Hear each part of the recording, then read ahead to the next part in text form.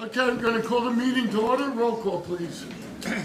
Ms. Valeska? Present. Mr. DeSarno? Here. Mayor Morgan? Here. Mrs. Joffrey? Here. Mr. Kogan? Here. Mrs. McKnight? Let's salute the flag. I pledge allegiance to the flag of the United States of America and to the republic for which it stands, one nation, under God, indivisible, with liberty and justice for all. This is a public meeting of Borough Council, Borough of New Providence, County of Union, State of New Jersey. Adequate notice has been given in accordance with PL 1975, Chapter 231. And an annual notice or revision was made in conformance with Section 13 of the Act. Okay, before we do anything, we had two individuals in the borough that passed away this past week.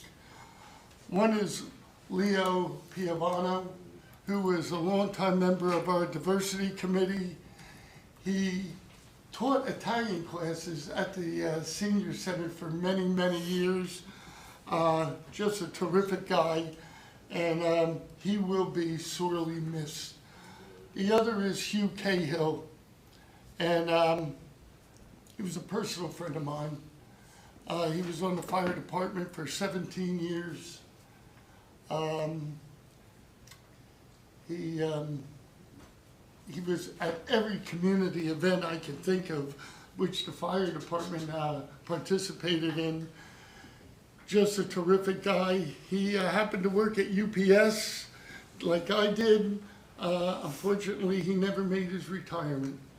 And I don't know exactly what happened, but they found him on the side of the road on the turnpike. And he will be sorely, sorely missed by a lot of people in this community. And I wish both individuals' families the comfort to know if they need anything from us, we're here. And the community will stand behind them like we do everybody else. So if we could have a moment of silence, please.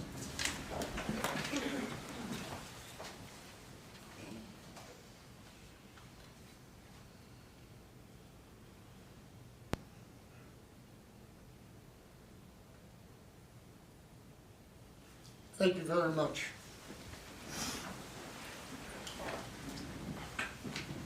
Now for a little happier note is that we have a group of young individuals here tonight, and that is the Edelweiss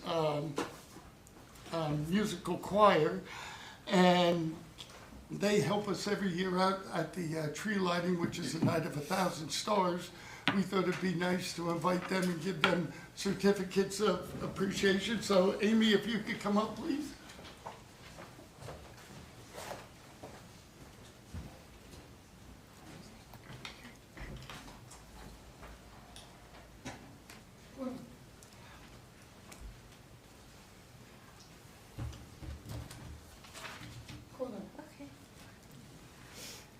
Are all the kids here, or are they? I don't This see. is Matthew. Oh, hi, Matthew. I'll tell you. Represents the whole group, come here. Yeah.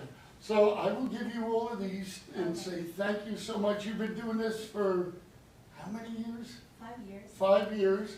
And you know, we really appreciate you coming, participating in our activities. And you know what? It's good to have the young people involved in our community. So I just want to thank you. And let's just do this, and then you take a picture. And I know Mary Ann likes to take pictures too.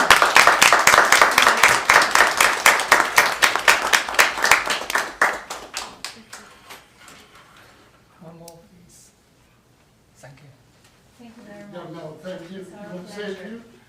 If you want to say a few words, you're more than Yeah, welcome. it's our great pleasure to perform for the 1,000 night. It's like a Christmas night. Right. Yeah. So every kid enjoys the moment to serve the community. So we will keep doing that. Thank you so much. Oh, thank you.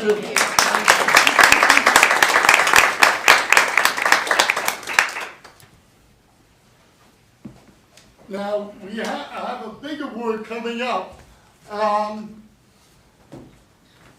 But we were going to wait for Assemblywoman Matsukutis. So if we could just do a little of the borough business first, and until Michelle comes, she's on her way, so if you guys don't mind. Okay,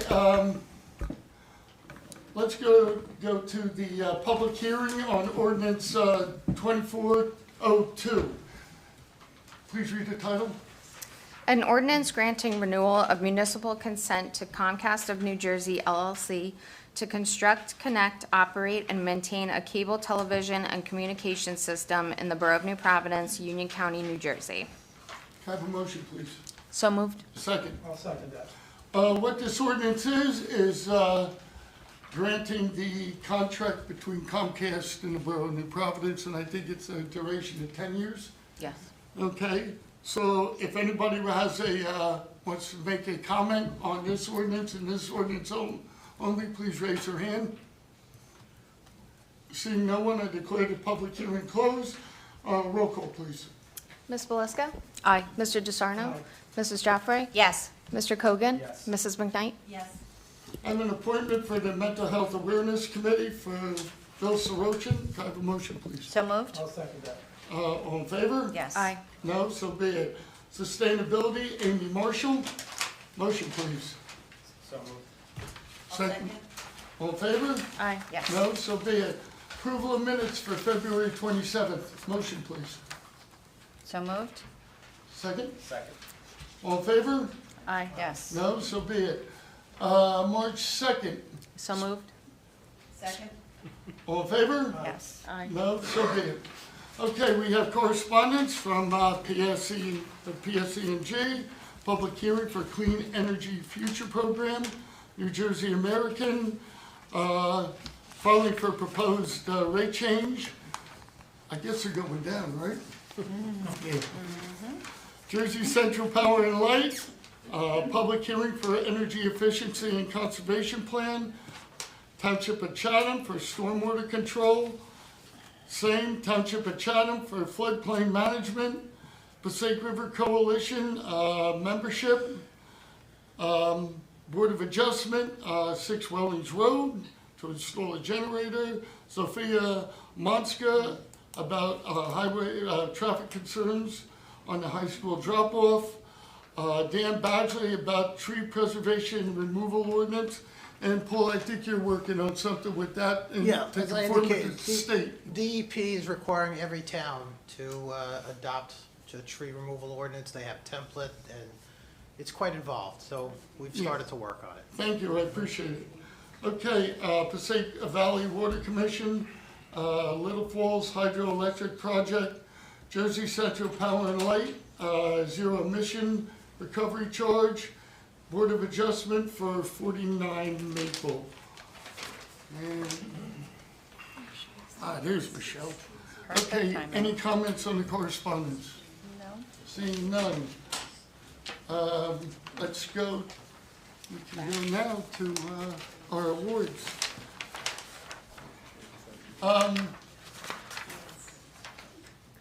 Last year, the governor had a We Value Our Veterans Award, and it's bestowed upon individual communities who have actively acknowledged and appreciate the sacrifices, patriotism, and courage displayed by those who have served in the military. Towns are evaluated based on specific initiatives, and New Providence has taken various commendable actions to honor our veterans. These initiatives include veteran-only parking spaces, Memorial Day Parade, Veterans Day event, and honoring veterans and hometown hero veteran recognition banners. And I know all of you personally, we go back a long way, folks, and every time, one thing that's not mentioned here is your Flag Day ceremony where we retire the flags. And that has to be one of the most heartwarming ceremonies that I have ever been to. And it shows a dedication and how much we value the veterans. Now here we have Executive Director Dylan Chorba from the Department of Military and Veteran Affairs, Union County Commissioner Kimberly Palmieri Mallard, Jeff Smith of the Union County Office of Veteran Services, and we also have our Assemblywoman and a member of the Veteran Services Committee, Michelle Matsukutis. So if you could all come up with the veterans, please.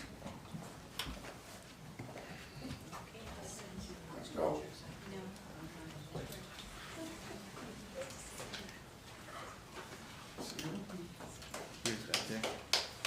Well, she's doing it down in Christmas, you know, All right, so good evening, everybody.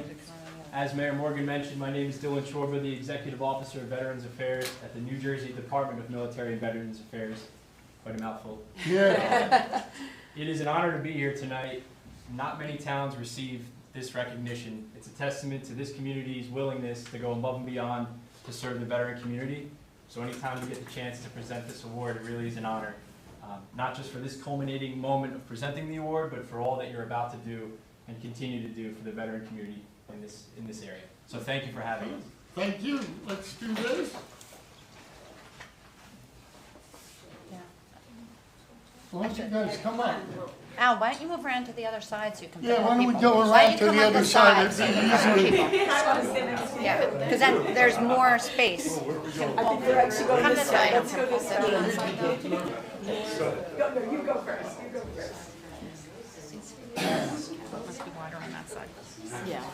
And not only No, he are has we that. awarded this, but Michelle, you want to present this one? We have a citation here for the town, and I'm going to read it by the comment, I don't have my glasses on. Let's see how well I do. Commendations. You want glasses? Thank you. Here, everybody's giving their glasses. Okay. Commendations and praise are extended to the Borough of New Providence, my hometown. which I Yes, love, it is. by the citizenry of the 21st New Jersey Legislative District through their dedicated representatives for their continued commitment to veteran residents who have served our nation, exemplified by their earning of the We Value Our Veterans Award in the state of New Jersey. Well, Congratulations. thank you.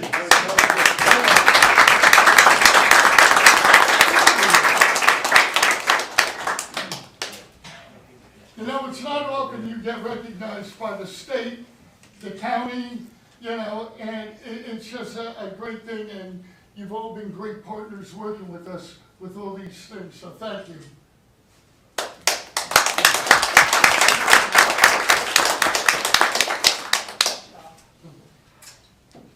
Thank you. You too, this is yours. Thank you. Again, thank you. I will hold that, of course. Thank you so much. Let's see you then, Frank. Very nice. Amanda, Very nice. maybe I'll see you Thank you. guys a little later. We'll save you a seat.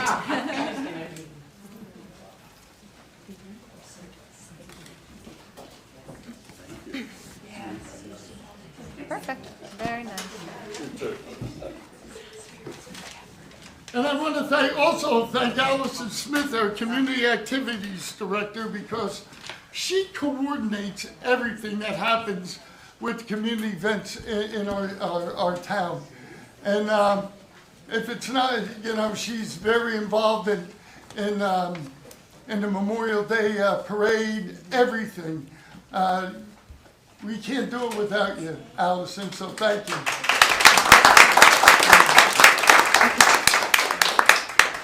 Okay, let's get down to council business. Administration, Lisa. Thank you, Mayor. Got resolution 2024-096. This is a resolution approving agreement with the Spyglass Group LLC to provide audit of telecommunication services for the Borough of New Providence. Spyglass is an independent auditor that will analyze the borough's primary telecommunication service accounts, such as voice, data, internet, cloud services, licensing, mobility. Goal is to seek cost recovery, service elimination, and cost reduction recommendations. So hopefully, that audit will lead to some cost savings for us. Okay, thank you. Finance, Diane. Thank you, Mayor. Resolution 2024-097 is a resolution authorizing payment of the attached bills payable list in the amount of $2,971,094.21. Significant items include our March appropriation for the Board of Ed in the amount of $1,411,046. $998,700 to depository trust for principal and interest debt payments. Our March appropriation for our Memorial Library in the amount of $98,258, and $45,000 from the New Providence Affordable Housing. The funds to be used to repair the Barabesh Manor roof, and this was paid from the Affordable Housing Trust Fund. Okay, thank you. We have some raffle applications. Robbie's World Foundation, RA 1210. Our Lady of Peace Church, RA 1211, 1212, 1213, and 1214. And we have an application for a limousine license for Summit Express for Shahid Akram. All these applications have been properly reviewed. Resolution 098 is a resolution appointing Mary Jo Sedano as a crossing guard from March 13th, 2024 to December 31st. And now we go to Public Works. Alex. Thank you, Mayor. First item, authorization to advertise for summer help in the Department of Public Works. This is to request permission to advertise for seasonal summer help for 3 positions in the Department of Public Works. The position is 40 hours a week. The salary range is between $17 and $20 per hour, depending on experience. Applicants must have a valid driver's license and be over 18 years of age. Resolution 2024-099, resolution approving requisition R2400519 for Pierce Eagle Equipment Company in amount not to exceed $16,799.80 for a 400-foot inspection push camera for the wastewater treatment plant. This is Sourcewell Co-op contract number 120721-RAU. So this is to request permission to use capital funds to purchase a push camera for the wastewater treatment plant. The camera enables the personnel to inspect 3-inch, 4-inch, and even 6-inch sewer lines at different borough locations. Traditionally, they have called an outside contractor to do these smaller type inspections, which cost the borough upwards of $1,000 each time. The current camera is not suitable for the smaller pipes, and it's designed for 8-inch and larger. So this will allow for more timely responses to problems occurring within the borough. We call it in the industry a sea snake, but here we call it a push camera. This is because we don't use salt water. Resolution 2024-100, resolution approving requisition R2400545 for, okay, this is an Italian name, Chiocca Ford of Flemington in the amount not to exceed $58,992.25 for 2024 Ford F-350 pickup truck for the Department of Public Works. MCC PC contract number 15-C, item number 12. So this is simply requesting permission to purchase a pickup truck for the DPW using capital funds. This replaces a truck that was purchased back in 2012. Thank you. We get good use out of those trucks. They're hard to get. Yeah, very hard to get. It took us, what, 3-4 years for the last one. Okay, we have a discussion item on the community pool pedestrian bridge. And we're lucky to have Marie and Andy here tonight.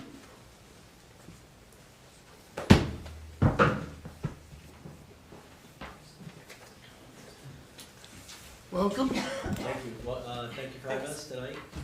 As you can see, I'm here tonight kind of more for a historical purpose.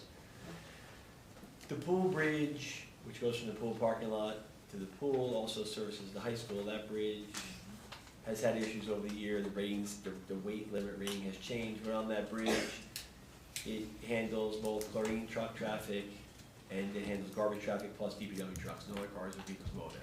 So you do need to get vehicles over there. Probably about 5 to 8 years ago, there was a discussion between then Borough Council and the pool board about making that bridge much more decorative. If you're gonna fix the bridge, make it decorative. And there were some things done to it. They put some new fencing on it. They tried to make it look nicer. And at the time, they had talked about possibly a brick face, a stone facing, possibly painting it, do something. And at the time, it was very cost prohibitive for a number of reasons. One is the bridge had some micro cracking in it. Micro cracking are very, very fine cracks that you can see if water gets on the bridge, and that's, we're going to talk about in a second. And we decided not to do anything for cost and for that. Years have passed by, probably at least 8 years ago, and now the bridge has a lot of micro cracking. If you look at the sides of the bridge, you can see it looks like a white spider web. That's the effervescence from the concrete coming through, and it shows where the cracks are. So that cracking has gotten pretty bad. Marie worked with our structural engineers to produce a report. And basically, we want to talk to you tonight about your options for that bridge. Whether it's going to be the type of bridge you have now, more decorative, or some other type of bridge like the ones we did on the 3 bridge replacements that were destroyed by Hurricane Ida. So if there's no questions, I'll let Marie take it. Do you have any questions on any of that? Just when was the bridge originally installed? Ballpark. So that bridge probably goes back to the concrete channel, which is in the late 60s, early 70s. So that's an original connecting bridge done as part of, it was an Army Corps project that actually did it. I thought it was even earlier than that when the pool was built. If anybody would know, you would know this. Yeah. Right? I mean, was it there when you were in high school? Oh, way before, yeah. So that's When I was a kid going to the pool, the bridge was always there. I was. Sorry. Ouch. Before cars. Thanks, bud. You're welcome. You helped us with the other bridge with the hockey rink, remember? What's that? The other bridge you replaced, you helped us with a lot of historical information. Yeah, well, yeah.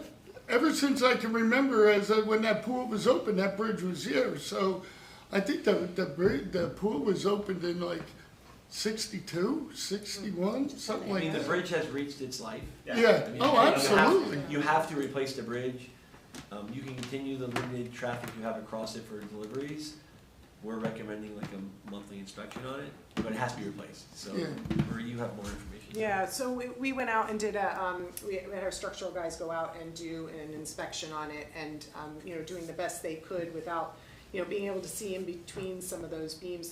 The concrete underneath is actually some box beams, which I think our structural guys determined that it has to be at least before 1980. So that would lead to what you were saying. There's no drain holes underneath, so it's hard to see what's actually going on inside. You're not really allowed to actually have those kinds of box beams anymore. So, they came up with some ideas of ways to replace it, and also recognizing that you guys have a pool there. There's a reason for it. It's not just the pool, it's the kids that are parking in the parking lot need to walk across that stream to get to the school, and it is a vital artery way for you guys to get where you need to go. So, does it need to be closed right now? We do not believe that it needs to be closed right now, but you should probably be looking at doing something. As soon as the pool season closes, you should be ready to flunk that bridge out, put a new one in. Some of the ways that we can do that would be like a prefabricated kind of bridge, which would allow you to have, maybe 2 weeks of downtime, let's say a month, just to be on the safe side. But, it would be something that, very similar to what was done over at the Commerce Drive. Is it Commerce Drive or is it Commerce Street?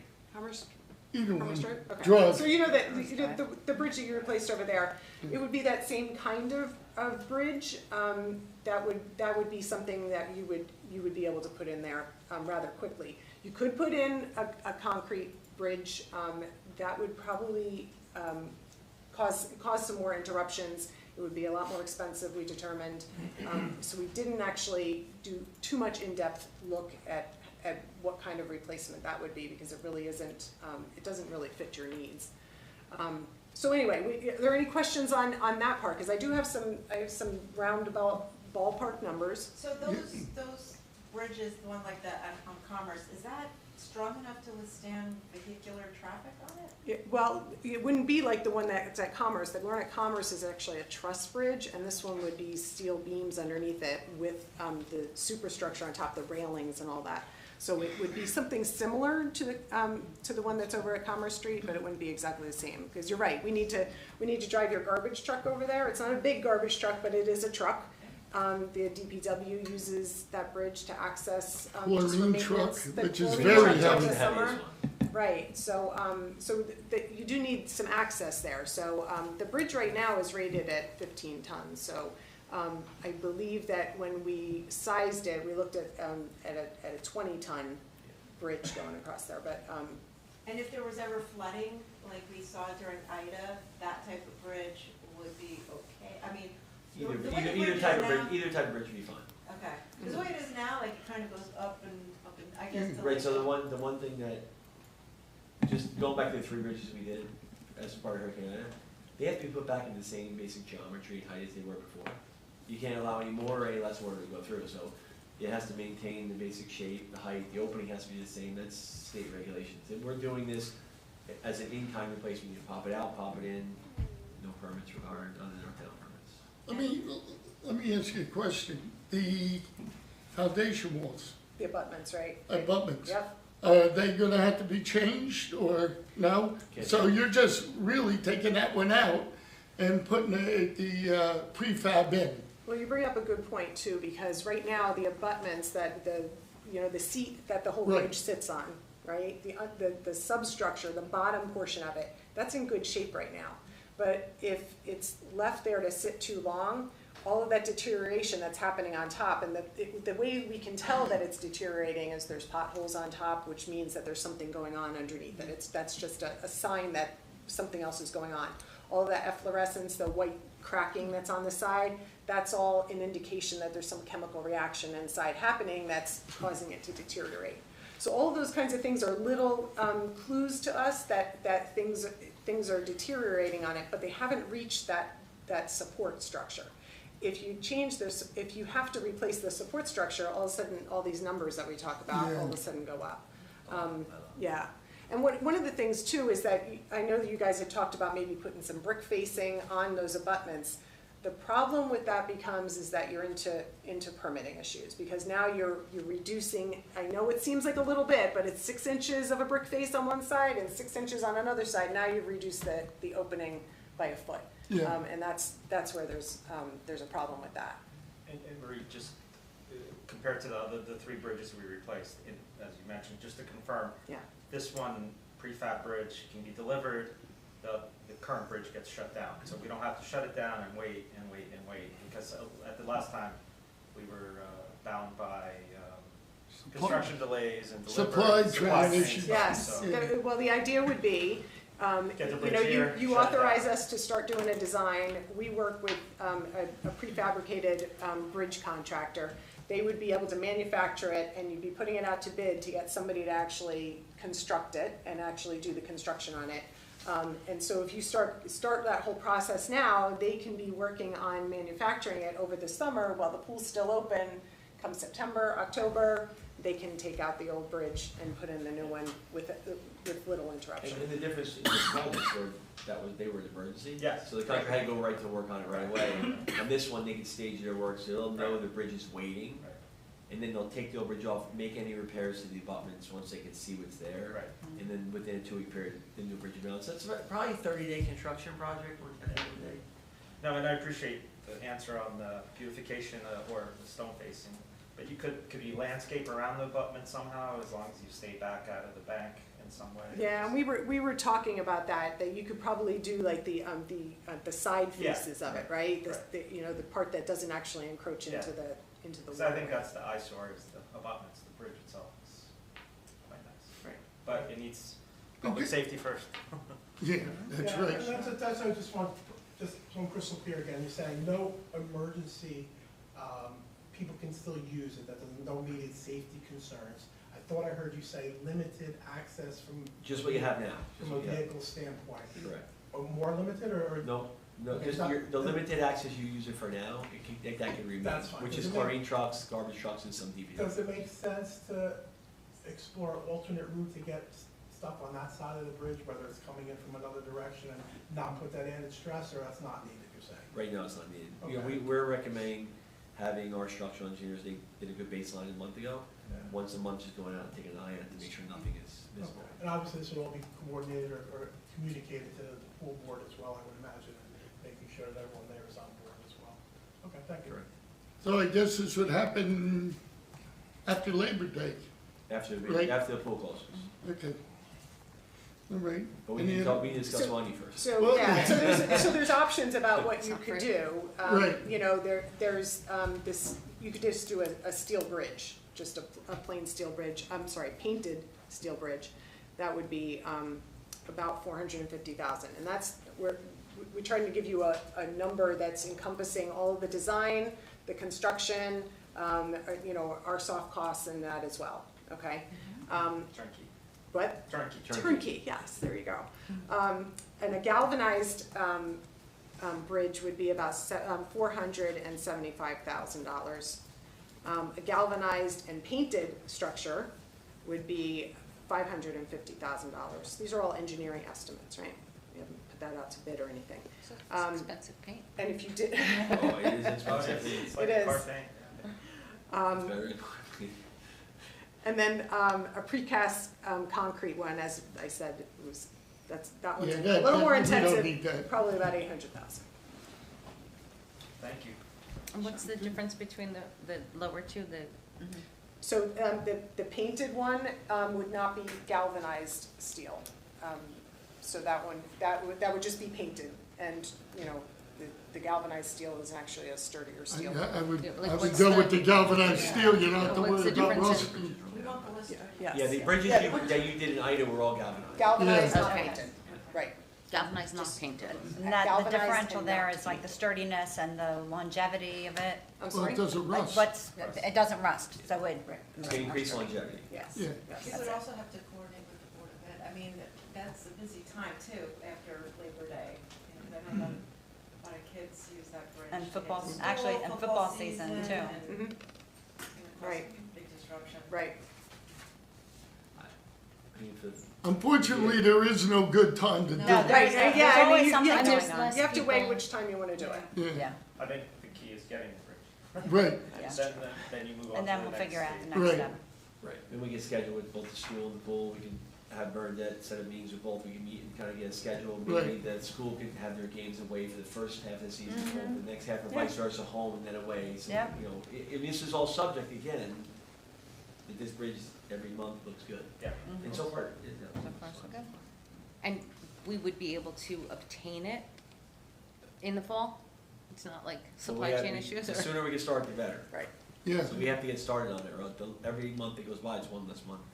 You get closer to not being on This is construction. something, obviously, where there's urgency and safety aspect that our capital review team and our finance team would have to integrate into the process. For sure. but we already have the capital, so. Okay, Awesome. thank you. Thank you very much, thanks for having us. I remember you bringing this up in 2015 I did, you're right. and said, another 10 years. That's right. And we're just back there? You're a couple years short. Okay, council committee reports. Public safety, operations normal. They did have a cookie with the cops today at Veterans, Centennial Park. And I have to tell you, it was very well attended. So, and we're looking to do interviews for a new police officer, next week. So that's about all I have. Diane? Yeah, and they also have their annual report that's on the website. It looks great. So community activities, registration for all New Providence Recreation summer youth camps and classes is now open via Community Pass on the Recreation website. Please call the Recreation office if you have any questions. The New Providence Lions will host its 55th annual Easter egg hunt on Saturday, March 23rd, which is in 2 Saturdays, at Oakwood Park. The event begins at 9 a.m. sharp and is open to children pre-K to second grade. All New Providence residents are invited to this fun event. And a huge thank you to our Lions who run this every year. It's a great event. Save the date for the annual Earth Day Green Fair hosted by New Providence Recreation and New Providence Sustainability Committee. This year's event will be held on Saturday, April 20th in Centennial Park from 10 to noon, and it will feature a fun interactive show for the whole family called Saving the Earth Together. Come learn about sustainability, recycling, electric vehicles, and more. That's that. We had a Board of Health meeting this past week. Look for some Wellness Wednesdays posts. The New Providence, the Westfield Board of Health, who we are a part of, has created these on Wednesdays, and they're actually good information. What did they say? Pertussis is actually gaining momentum. There's a lot of cases. So if you have a persistent cough, it could be pertussis. Historical Society's annual program will be on April 18th. And Finance Committee, we had a meeting tonight. We're in good shape. Huge thank you to the borough, especially Jim Testa, for putting a very comprehensive look together. And we'll be presenting that at the next meeting, which is in 2 weeks. And I think that's it. Okay, Pete? Nothing new to report, Mayor. Nadine? Thank you, Mayor. One more little thing on the Board of Health. Keep your eye open on the borough website. We're going to be posting information when COVID clinics come up. The Westfield Board of Health is still offering those free of charge regardless of insurance status. I had a diversity committee meeting last night. Keep your eye open for some posts regarding International Women's Month this month in March. Things will be coming out about that, and we are planning through the rest of the year with that committee. But other than that, operations normal. Thank you. Alex? I think you heard about the bridge with respect to engineering today. Just on the, I don't know if Lisa was going to cover this, but the library, the recreation department, and the sustainability committee are having their first seat swap at the library, where you get to exchange seats. Were you going to cover that, or? Sorry.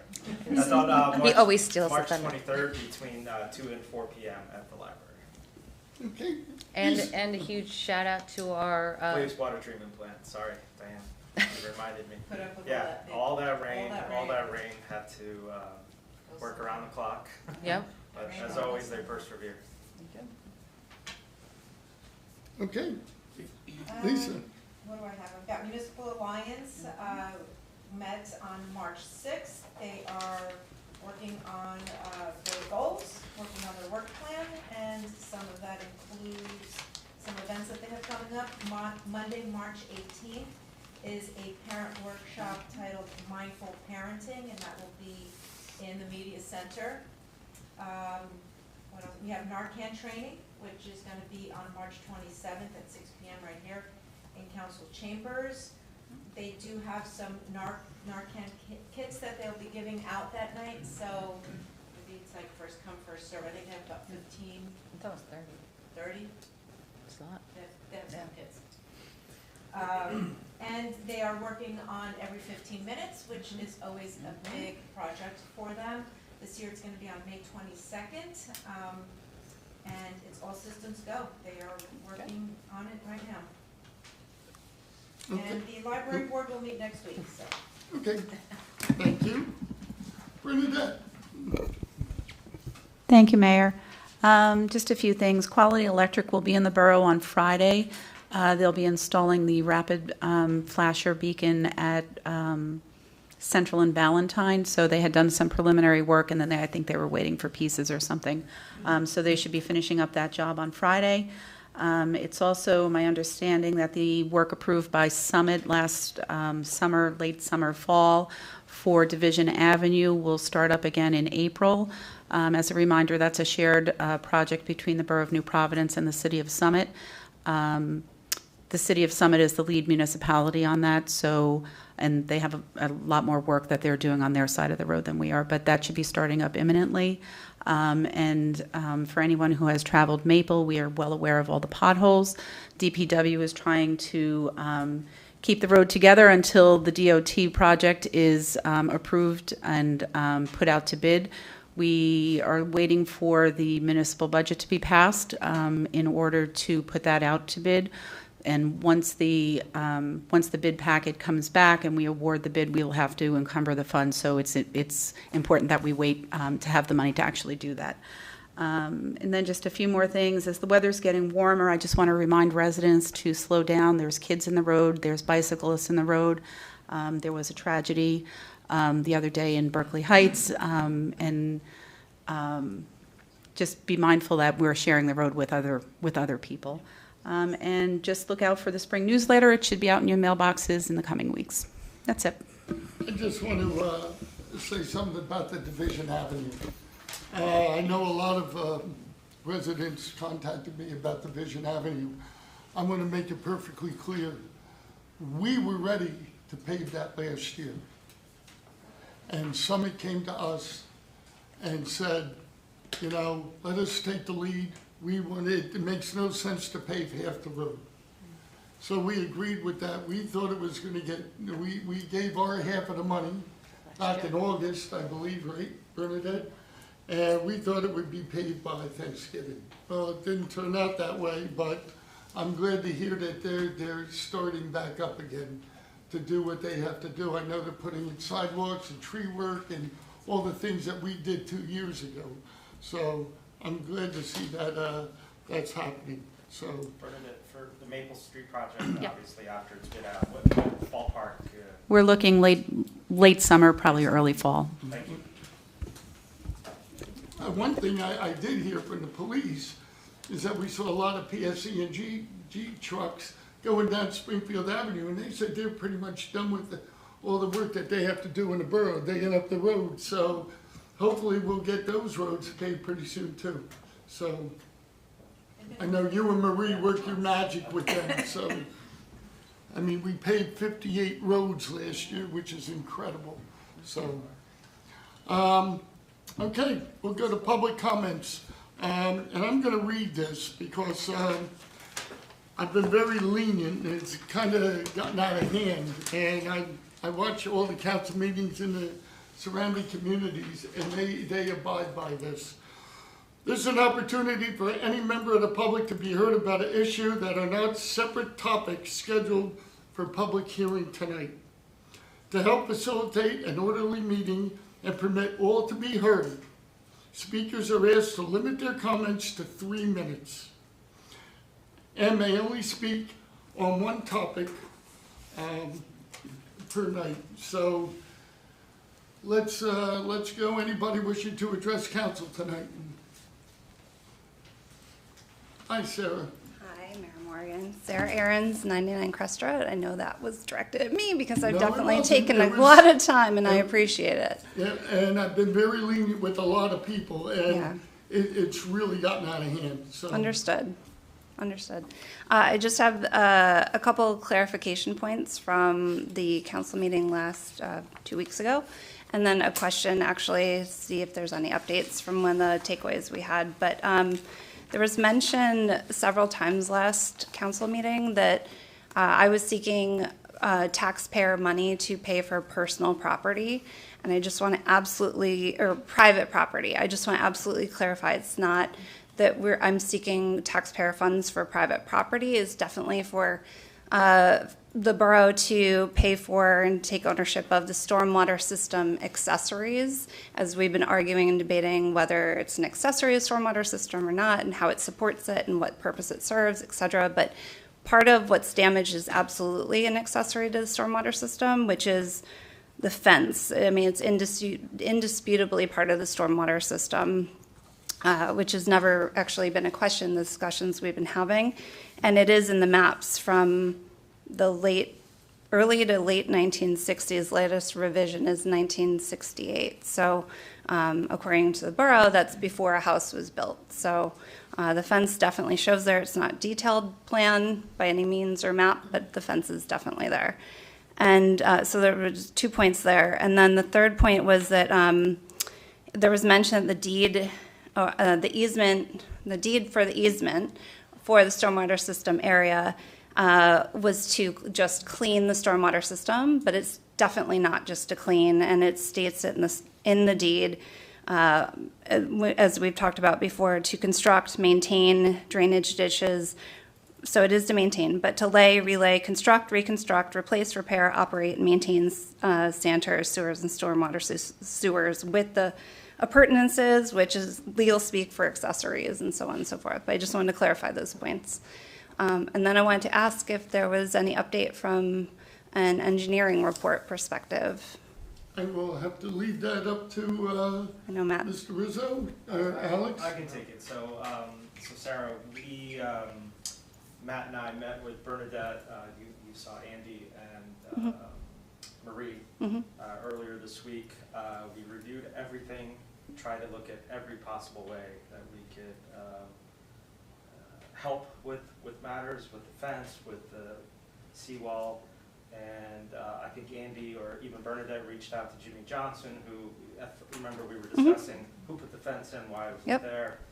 So I think the one message clearly we got back that the fence, it was just repaired because a tree had fallen on it. That's why you see the newer fence, the greener section there. But in every case, in every situation that we looked in finding a way to help, it's clear to me, it's clear to Matt, I think everybody in the borough, that there's really nothing that we can do going forward. That the fence is not part of the, if anything, we would remove the fence for you. If you were to do any other work to put up a retaining wall, we would help expediting the permits. But apart from those two things, I think we've exhausted every effort possible. And I've personally been out there twice with you to see what can happen. And I think with both the engineering firm, the outside firm, all the legal advice that we received, I think we've definitely exhausted every possible avenue to help. Okay. So, so there was contact with Jimmy Johnson, you were saying, about the fence? That's what, correct me if I'm wrong, Bernadette, that's what Andy had. Jimmy stopped in unrelated to this and I grabbed him. Okay. Okay. And did he clarify that there was the whole like 60, 70-foot section that he Jimmy said the replaced? only reason that we replaced the fence was because a borough tree fell on it and damaged the fence, and that's why it was replaced. That did happen several times on sections of it, but there was a whole 60, 70 section foot.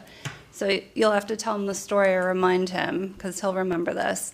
I was 8.5, pretty much 9 months pregnant when we bought the house and moved in, and it was quite a low fence, maybe, I don't know, 3 feet, not even 3 feet from the ground probably. And I had a toddler at the time, 2-year-old, another on the way, and I reached out to DPW saying, oh, is there anything we can do about this fence? It's quite low. I'm just public safety, concerned about my toddler climbing it, falling into the drainage area.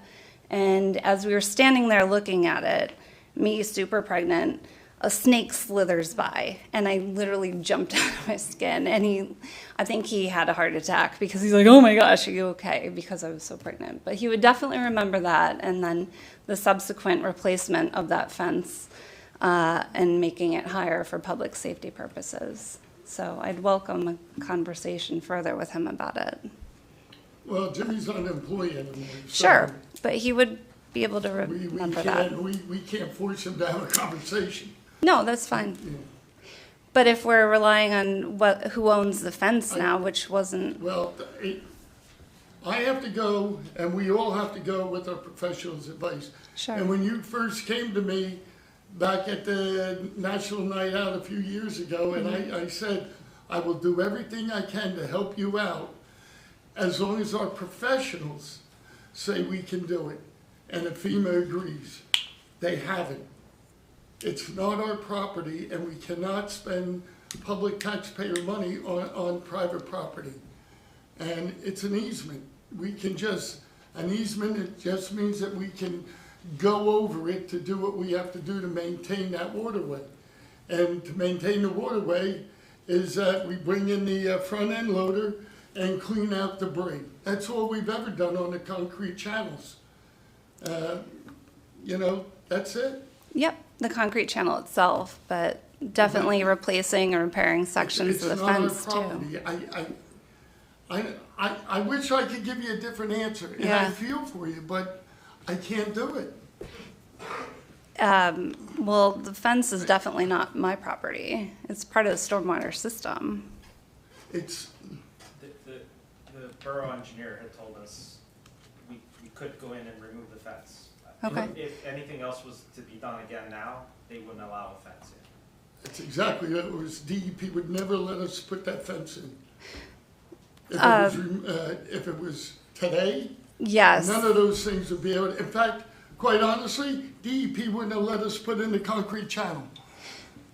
I don't know about the concrete channel, I didn't ask that, but DEP Borough, or the DEP Union County Engineer, who is in charge with all the permitting, I mean, she clarified for sure. I mean, yes, you wouldn't be allowed, like, if you built it new, you wouldn't be allowed to put a chain link fence in because of, like, how it can snag on things, but because it was built before the 1980s, it's absolutely allowed to be put in, repaired in And that's what we kind. just said, but Yeah, if a borough tree hits that fence, we can replace what was damaged. right, That's what we can do. That's all we can do. right, so it could be replaced, repaired, et cetera, just with the chain link fence, right? That, you're gonna have to go to the engineers. They're Okay. saying, I believe their recommendation is just to remove the fence, Yeah. not to replace it. That is their official statement. Okay, and were they able to answer those questions about whether that would be legally allowed? And not just from a DEP perspective, but also like affecting personal, like homeowner property and the impact it would have and the safety concerns? Again, I think their Yeah. responsibility is purely the waterway. That's all we, the borough, is responsible for, is just making sure that we can get in there and maintain it, which we currently have access from, I guess, this Mr. Wichendall's property. There's a gate there. Or they can just go in anywhere in the channel to get debris out. But at the moment, literally, and I want to reassure you, they looked at every possible opportunity. And as Al has always said, we all want to find a way to help and find a way to resolve this. But their recommendation is to remove the fence, Okay. to simply remove it. Is there a doubt whether the borough originally put in the fence? I think everything we, I don't know that exact answer, but it's not our responsibility, is basically what Okay. the So- the professionals are telling us, as Al had said. we're just going round and round with this. Yeah. Unfortunately, we can't replace it. And according to legal and engineering, there's no way we can do it. And FEMA, you know, they even said it's not our property, so. Well, FEMA just needed the borough to say we But own it, that- and Which. because of they're legal, saying that we yeah. don't own it. So I, that's why you're asking us to take ownership of that piece of property. We do not own it. And that's the bottom line. yeah. Yeah, I guess the whole thinking though is if the borough is the one who put in the stormwater system, right, along with the fence, which is shown on the map, that it wouldn't be then the homeowner's responsibility to maintain it or to repair it or to replace it. That's right, but your wall isn't part of that system. Debatable. That's what we've been It's debating for not 2.5 debatable years. According to FEMA. Okay, but the fence is, right?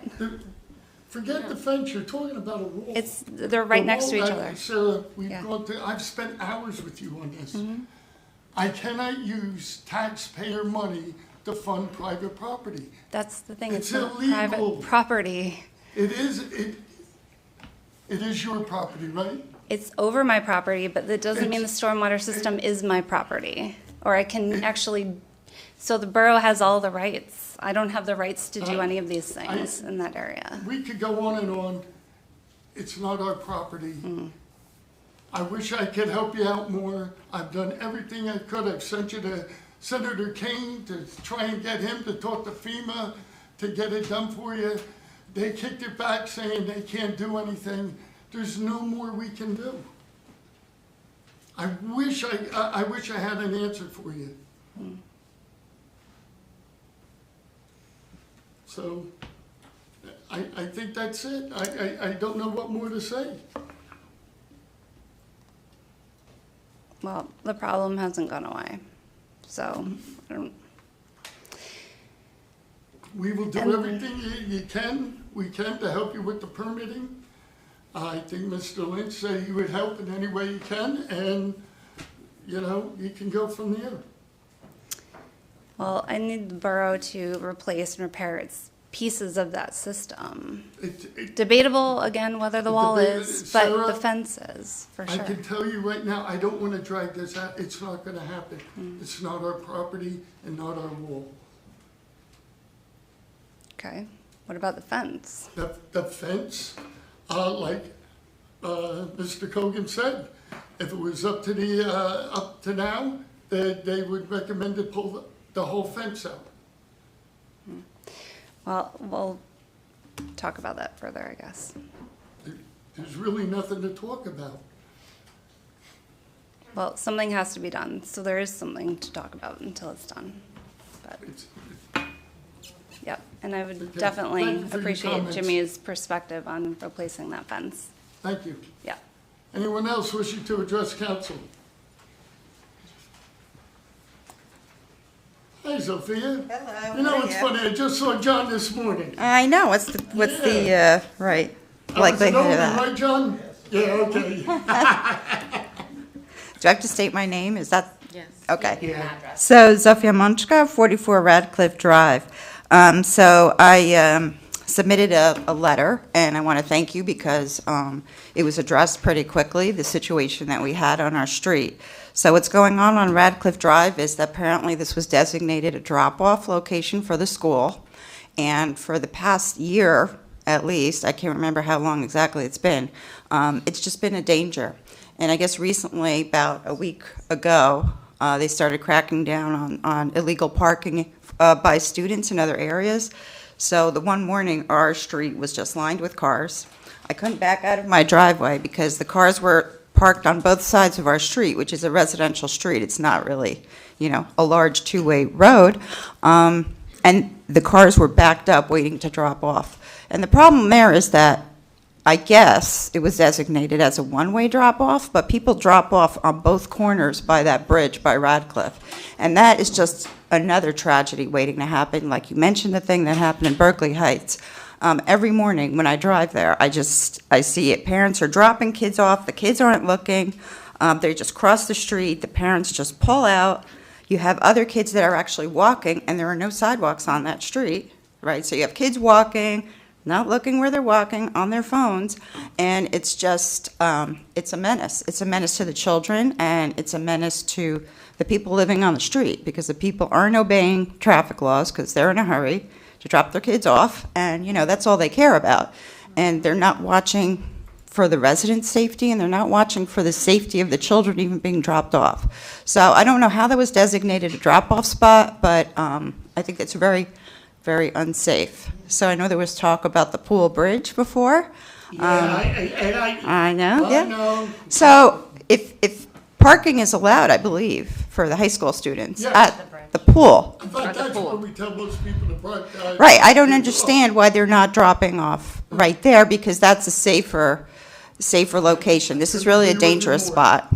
I Okay, couldn't agree with you more, and I don't know why people don't do it. It's an easier right. access and I even asked my daughters because they both went to New but Providence your High letter did School. Go to the traffic. Yes, department. yes. So, Yes, their policeman was there, and they were on it right away. They put up no parking. But, we are concerned long-term with what's going to happen down the street. So I don't know if that's staying, I don't know who determined that as a drop-off location. I never heard it as a drop-off location. Neither did we, and we were surprised, but, So, Years and years ago? I think it was years and years ago when Donna Zane and Cecile Seth were looking at safe routes to school. Okay. They identified a bunch of different alternate drop-off zones Okay. all over. yeah, so this isn't really a safe spot. we're here. So, Oh. Today. okay, I don't know if it was designated, I think parents just don't want to. Yeah. Okay. Because I think ever since I can remember, occasionally you would see someone drop off. yes, anyway. right, and that was It fine. wasn't like, Right, but no, it's there's like traffic there. become posted. And like I said, the people aren't paying attention. They just, drop off and go, and they zoom out, and they just pull out without looking, and it's a real safety On March concern. 27th, in the, where is it, the media center. Yeah, 7 to 8 o'clock, Dan Henry's gonna be there with the traffic department Okay, to discuss all of this, okay. okay? All right. So- Yeah, that just came out today. So Yeah. they're Oh, gonna- okay. Yeah. They're gonna have. Okay. a So apparently public they got your letter and they wanna Very address the good. whole thing. But Okay. you're right about the pool bridge. For Right, 30 yeah. days or whatever, Right, yeah, it's a problem. Right. And there's no good way to, there's no good time to put that bridge in. So- right, right. But no, I know you're concerned, so. Okay, thank you, thank you. Sure, thank you. Anyone else? Yes, Kathleen?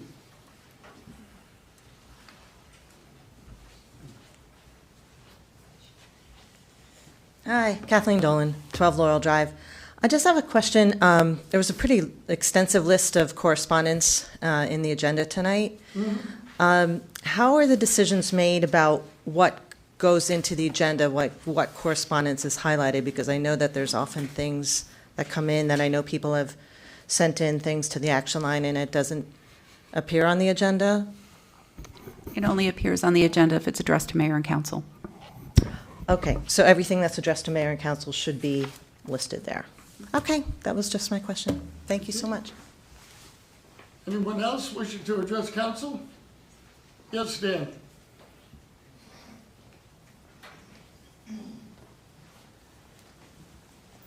Good evening. Good evening.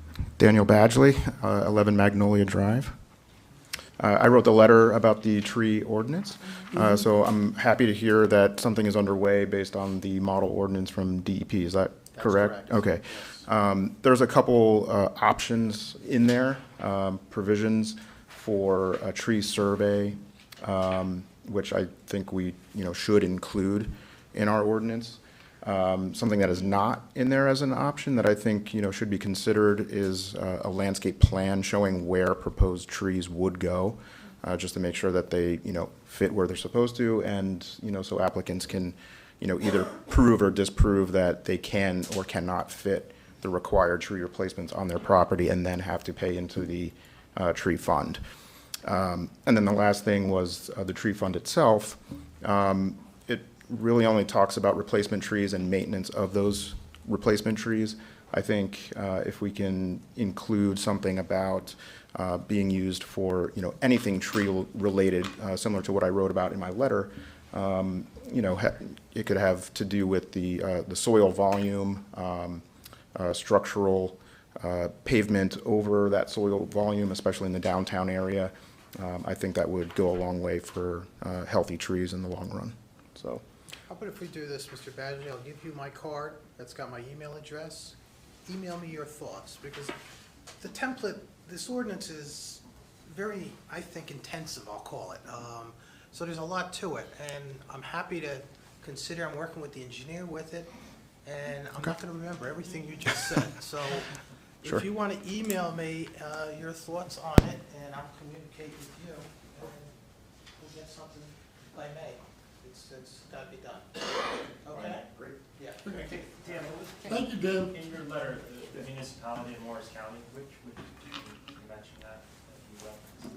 The municipality in Morris County? Yeah, that had this language already that I think you referenced. Oh, it's part of the 10 towns, part of the Great Swamp Watershed. So they put out their own model ordinance for this kind of thing for those towns that are within that watershed. There was a town that I quoted, maybe I didn't mention the name. It was Nearby municipality of Morris County. Oh, okay. That might have been Randolph. Yeah. Yeah. Okay. I don't want to reinvent the wheel if somebody's already done it. Oh, yeah, so my I've attachments. seen a few, Councilman, and there's, and I think as Mr. Badgley is saying, there's, a little, I'll call it a gray area if you want, that they can vary from town to town. I mean, you have a template, but I've also seen a couple, I think, they got away with cutting things short.